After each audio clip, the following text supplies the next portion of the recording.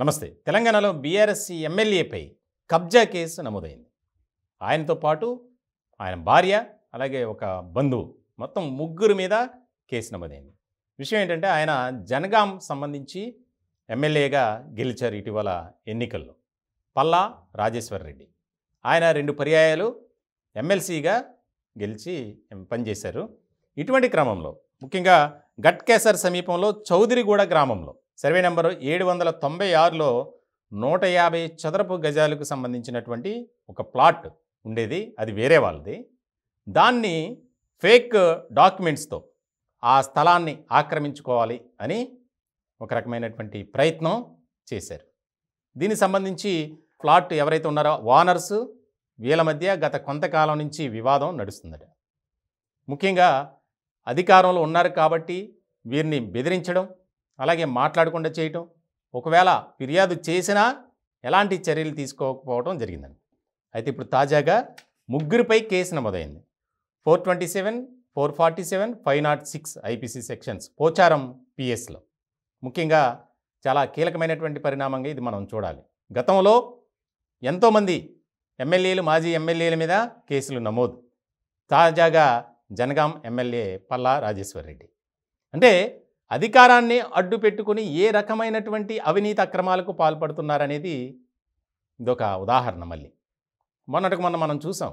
గిరిజనులకు సంబంధించినటువంటి 47 ఎకరాల భూమిని మాజీ మంత్రిగా ఉన్నటువంటి మల్లారెడ్డి ఆయన ఆక్రమించుకున్నారు అని చాలా పెద్ద ఎత్తున ఆందోళన చేశారు. కేసు కూడా నమోదైంది, ఎస్సీ ఎస్టీ అట్రాసిటీ కేసు.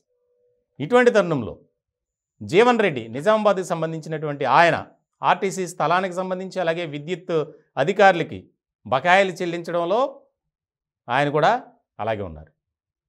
ఇంకొక ఎమ్మెల్యే, మాజీ ఎమ్మెల్యే, ఆయన బంజారా హిల్స్లో ఒక ప్రభుత్వ స్థలాన్ని ఆక్రమించుకొని ఏకంగా ఫేక్ డాక్యుమెంట్స్తో తనది అనిపించుకొని అక్కడ నిర్మాణాలు చేపట్టేసి దాన్ని రెంట్కి ఇచ్చినటువంటి పరిస్థితి.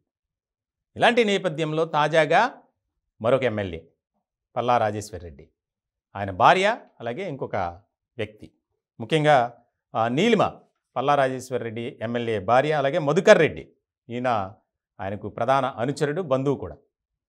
ఇట్లాంటి సందర్భంలో చాలా కీలకమైనటువంటి పరిణామంగా చూడాలి. తెలంగాణలో ఏం జరుగుతుంది, అధికారాన్ని అడ్డు పెట్టుకొని గులాబీ నేతలు ఏ రకమైనటువంటి విధానంతో ముందుకు వెళ్ళారనేది మనం స్పష్టంగా చూడొచ్చు. చాలా కేసులు మొన్న ఖమ్మం, కరీంనగర్, నిజామాబాద్, ఆదిలాబాద్, వరంగల్ కార్పొరేటర్లు, బీఆర్ఎస్ నేతలే అందరూ ఎంతోమంది అరెస్టు. అంటే ప్రభుత్వ భూమి కనిపిస్తే చాలు దాన్ని ఆక్రమించుకోవడం. తర్వాత ఒక యాక్ట్ తీసుకొచ్చింది అప్పుడు ప్రభుత్వం, బీఆర్ఎస్ సర్కార్ ఒక జీవో తీసుకొచ్చి దాన్ని రెగ్యులరైజ్ చేసుకోవటం, ఇవన్నీ చేసేసుకొని మాది అనిపించుకున్నారు. ఇలాంటి క్రమంలో ఇది మాత్రం తమ ప్లాట్ని ఆక్రమించుకోవడానికి వారి సంతకాలన్నీ ఫోర్జరీ చేసి ఫేక్ డాక్యుమెంట్స్ క్రియేట్ చేసి దానికి సంబంధించి రెవెన్యూ అధికారులు కూడా పల్లా రాజేశ్వర్ రెడ్డి ఆయనకు సపోర్ట్ చేశారు అనేది ప్రధానమైనటువంటి ఆరోపణ. ప్రస్తుతానికైతే కేసు నమోదైంది, 3 సెక్షన్స్. మరి ఏ రకమైనటువంటి చర్యలు తీసుకుంటారు ఏంటి అనే దాని మీద ఇక్కడ కీలకంగా మారింది. ముఖ్యంగా బాధితులు కూడా మాకు న్యాయం చేయాలి భార్యాభర్తలు, లేదంటే మేము ఆత్మహత్య చేసుకుంటాం, ముఖ్యమంత్రి గారు చొరవ తీసుకొని ఇటువంటి ప్రజాప్రతినిధులపై కఠినమైనటువంటి చర్యలు తీసుకోవాలి అని డిమాండ్ చేస్తున్నారు. మొత్తానికి ఈ వ్యవహారంతో మరొక్కసారి ఆసక్తికరమైనటువంటి చర్చ జరుగుతుంది తెలంగాణలో.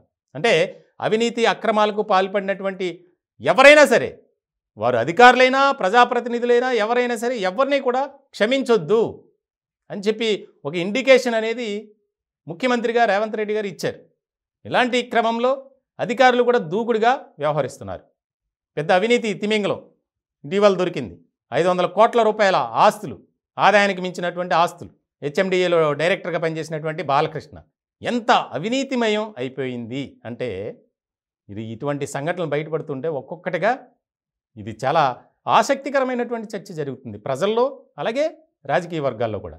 గులాబీ పార్టీలు అయితే ఒక రకమైనటువంటి అలజడి, ఏ క్షణాన్న ఏం జరుగుతుంది, ఎవరు అరెస్ట్ అవుతారు, ఎవరి మీద కేసులు ఏంటి అనే దాని మీద అట్లాంటి రిపోర్ట్ని సిద్ధం చేశారు రేవంత్ రెడ్డి గారు. ఎవరెవరు అధికారాన్ని అడ్డు పెట్టుకొని అటు ప్రజాప్రతినిధులు కానీ ఇటు ప్రభుత్వ శాఖల్లోని ఆయా అధికారులు అందరి మీద నిఘా పెట్టినటువంటి రేవంత్ రెడ్డి అదే రకమైనటువంటి దూకుడుతో ముందుకు వెళ్తున్నారు.